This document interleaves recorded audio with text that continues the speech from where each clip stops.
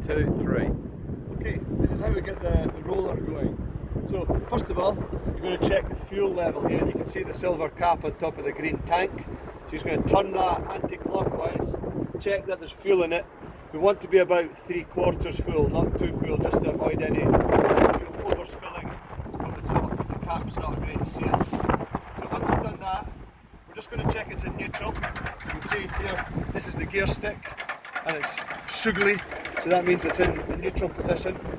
We're also just going to check that the speed is set about midway. So you can see here on this lever, they're slow and fast, and somewhere along this sort of dial, we're right in the middle, so that's perfect.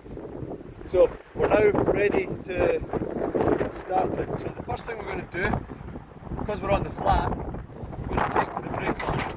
So the roller, the brake goes to the front of the roller because we're on the flat. If you're on a hill, you might want to keep that on. The second thing we're going to do is we're going to take this long lever, this sort of shaft in here, and we're going to push it towards the engine side, and that's a starter effectively. The next thing we're going to do is we're going to get the crank arm. Now what's important to notice about the crank arm, there's actually a key on the inside which is spring loaded. So you can see here there's a little clip. Pulls the key. So what we're going to do, we're going to turn this shaft on the inside by hand until the slot is aiming directly up the way towards the sky. Then we're going to get the crank arm, pull the pin and slot it on in like that, so that the pin on the inside of the crank arm goes into the slot of the shaft which we use for starting. The next thing we're going to do, we're going to, Sean, you can just into there. You can see here there's like a hook and there's a vertical bar in there.